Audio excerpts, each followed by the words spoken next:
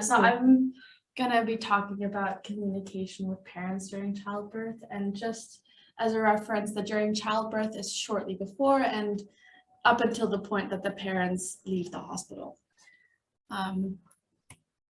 So just a little overview for the introduction part. I'm going to explain why, the father's role, and a father's perspective and desires.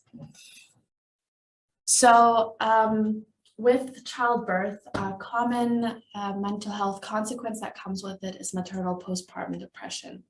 And it's very widely known and very widely accepted as a consequence. There's a 13% likelihood, and women are generally briefed on this beforehand. But what is not so widely known or even addressed is the paternal postpartum depression. And I'm going to, in short, refer to them as MPPD and PPPD just to make it a little easier. But maternal postpartum depression is actually the most common predictor of paternal postpartum depression. And both of these mental health consequences have severe consequences on the development of the child itself. So my goal was essentially to tackle the postpartum depression, and predominantly in the male, because women get a lot of attention when it comes to that and a lot of awareness already. To then also, because a childbirth is not just about getting the child out of the womb, it's about the child's life and the future of it. So that's that. And then I wanted to talk about the father's or partner's role. The father is commonly referred to as the number one supporter for the mother, and that is both mentally, physically, and technically. So with breastfeeding, with just a hug and situations, the father by mothers, based on literature, is considered the first person they go to and the most important person they go to.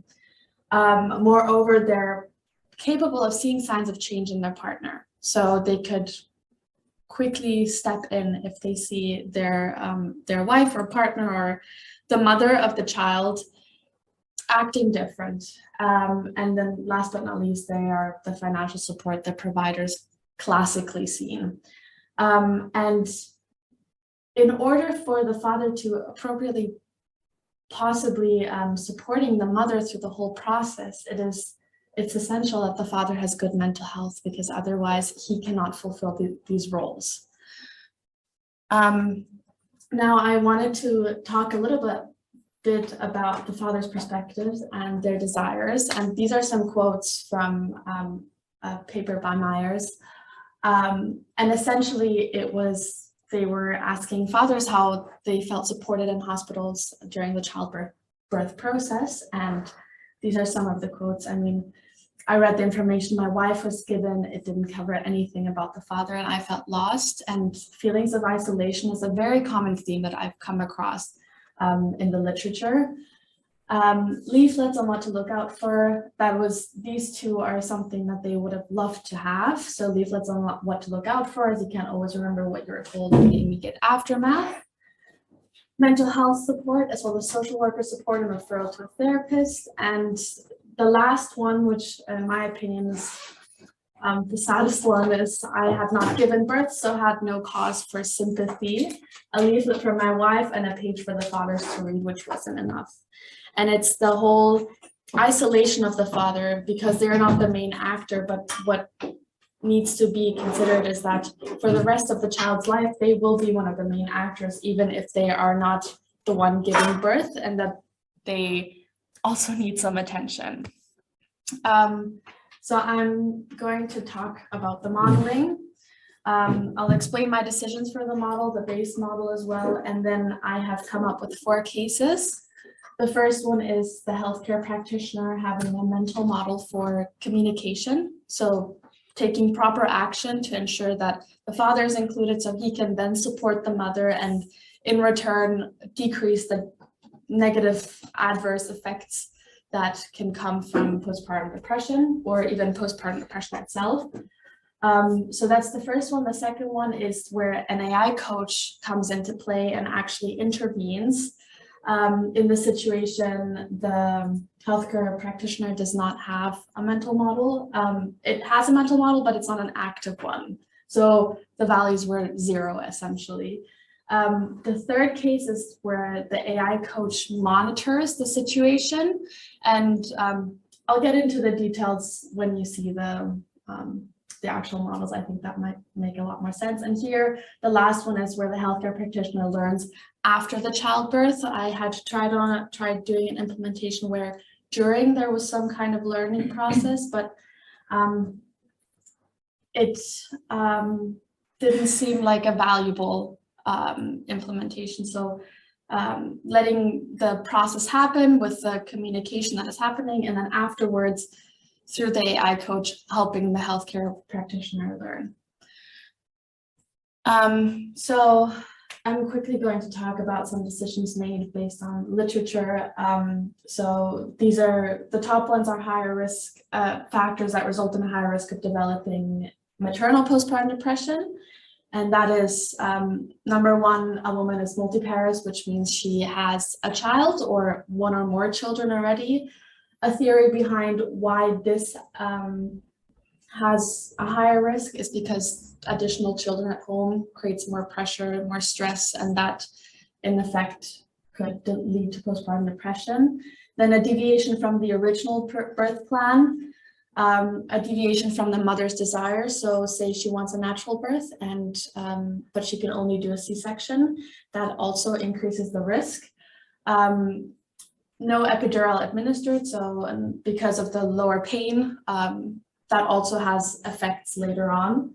And then the last one, which is my favorite one, the most interesting one for me, is that there was a study done, and a woman was 4 to 18 times more likely to develop postpartum depression if the child was underweight, so under 1.5 kilograms. So the factors that result in higher risk of developing maternal postpartum depression is number one, and this is quoted very consistently among all papers, maternal postpartum depression. Then also deviation from the original birth plan, and as a result, sort of in combination with that, a lack of support, a lack of communication, and a lack of knowledge. And for lack of knowledge, I want to add the fact that because there's briefing for women that MPPD is a possibility, fathers can often see the signs and they pick up on the signs and they value these signs. But because for men, it is not briefed, and most of the time the father and the mother have no idea that the father can develop postpartum depression.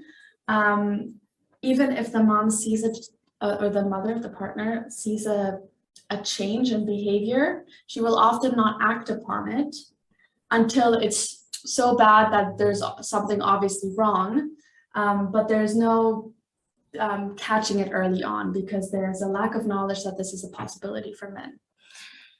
So here we have the base model. This right here in the oval is the mental model for the nurse, for the, well, healthcare practitioner. That can be both nurse, doctor, it's quite interchangeable. And these are essentially the world states. We have, in this color, we have the context states. So I think the name itself is pretty self-explanatory. The context for all the other states. Then here we have the main process line. It's the delivery of the baby is born, and then the risk of MPPD, PPPD, and the risk of impeding child development. And the most central part of this all is the communication actions, which are in this color up here. So that is the communication that would be ideal essentially for it to happen in order to reduce the chances of these three states. Here we have a little line sort of that a father would go through in order to eventually ask for support themselves, because a lot of fathers have expressed that asking for support is also a difficult thing because they have never been acknowledged in the room. They were never acknowledged by, that's why there's also an acknowledged context state, by the healthcare practitioner that was in the room, so they never asked for help. And then here we have two emotion states, which also have an effect on the others. And essentially here for the mental model of the healthcare practitioner, we have certain factors, and then we have 6 outcomes, and all of these outcomes have a connection to one of the communication actions or to multiple, in some cases also to a context state. And yeah, they essentially activate it. So I'm going to talk about the first case, which is the healthcare practitioner mental model. And we have the mental model here. And now we have the first level where there's W stage, which essentially gives the connection weight from one state to the other, if that makes sense. I mean, it was explained earlier, but for this W state, it's this connection weight right here. And I'm going to show 2 simulations from this.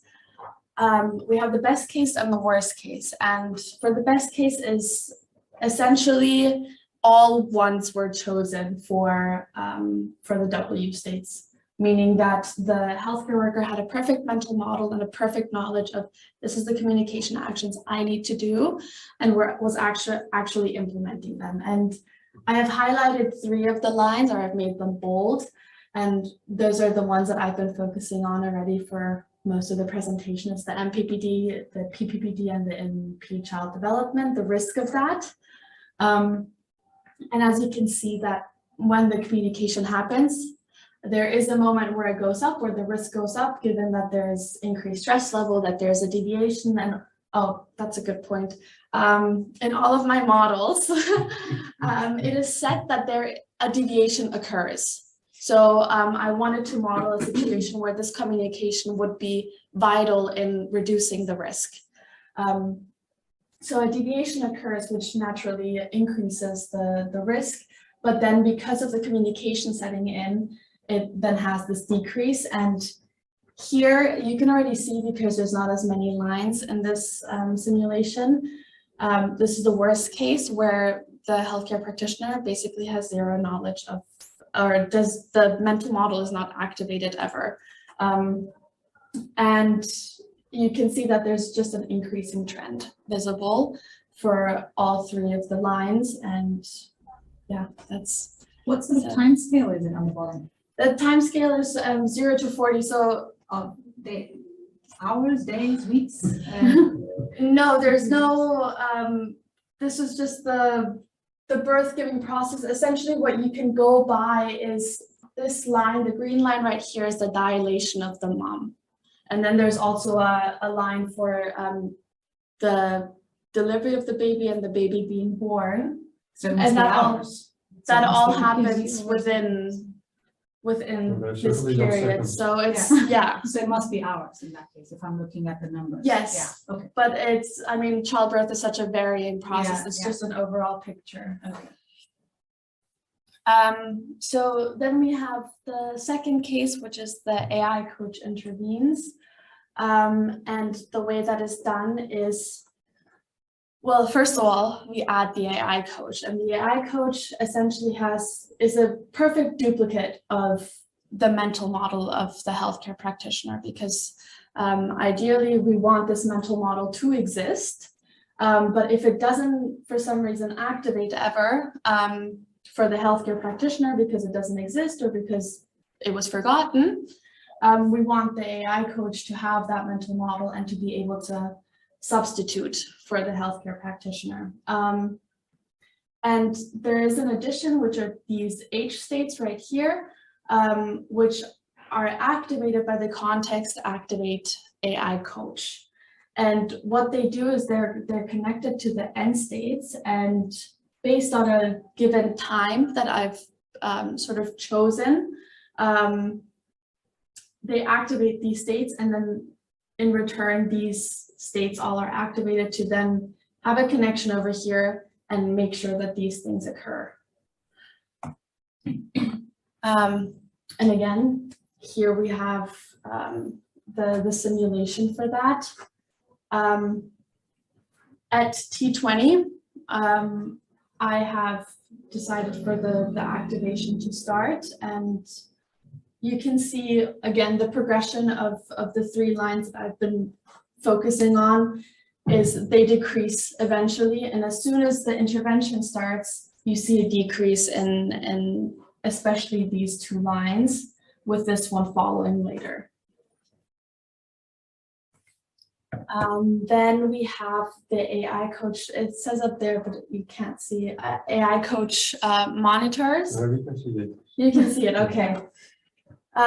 So this one might look a little daunting, but it's not much more complicated than the one before.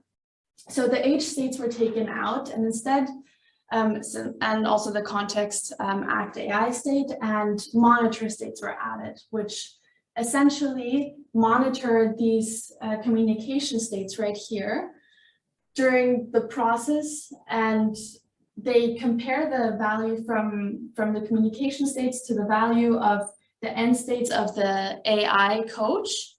And if I've chosen the threshold, I could say, of 0.6, if the value is ever under that, then the connection gets activated and it activates the world states.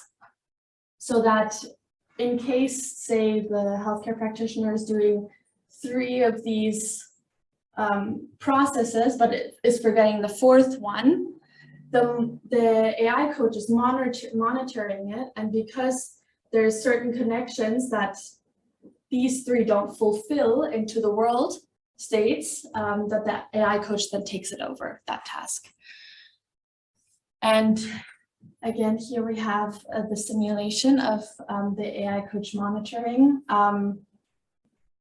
We have, again, like earlier, these 3 most predominant lines, you see a decrease at one point. Here I have a quick little, I've annotated them all on my iPad. I think that would.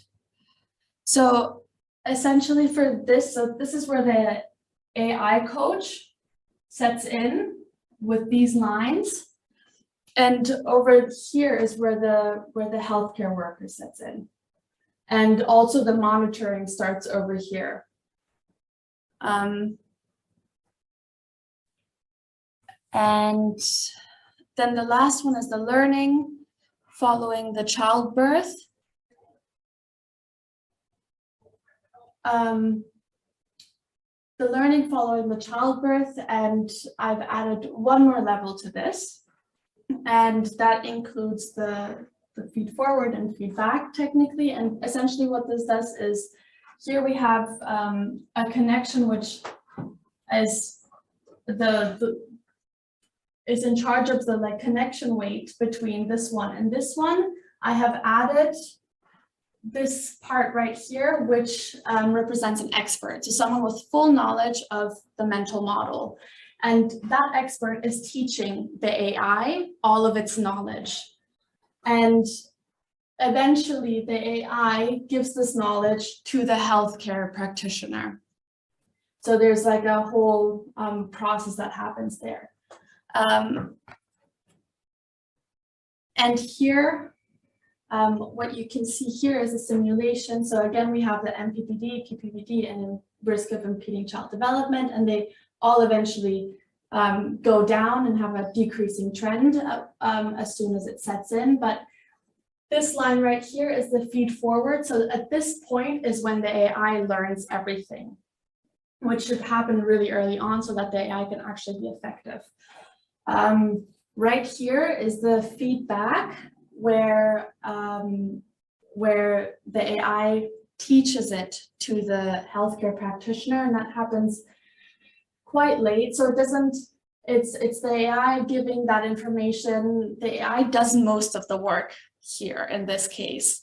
It's also right here, these lines that you can see right here, these are all the AI, and you can see that the more they increase, the more the PPD and MP child development decreases. And again, all of the squiggly lines are the monitor state. So it's the monitor state constantly updating. Yeah. Then limitations, as I said earlier, I attempted modeling learning during the process, which didn't turn out as wanted. So that could definitely be something to look into with more time and yeah, and then for further work, modeling the interaction between the healthcare worker and the AI coach during childbirth, because we had talked about, you know, the healthcare worker starting the AI coach by pressing a button to give it permission to start communication with the father, instead of the AI coach doing this on its own. So that could be possible further implementations. And in summary, I just wanted to reiterate the cases that I had modeled. So the first one just highlights the importance of the mental model of healthcare practitioners and having one for communication specifically. Then I also showed how the AI coach intervenes during childbirth and how the AI coach monitors the world states and then intervenes if necessary. And then the last one was the AI coach learns perfect knowledge from an expert and then sort of passes it on to the healthcare practitioner after the fact. Yeah, in conclusion, I just wanted to point out that knowing the stressors is a very easy way to tackle this problem, and then tackling PPPD by tackling MPPD and vice versa. And that's preventative measures such as adequate support, adequate communication, and acknowledging the father can do a lot more than you would imagine.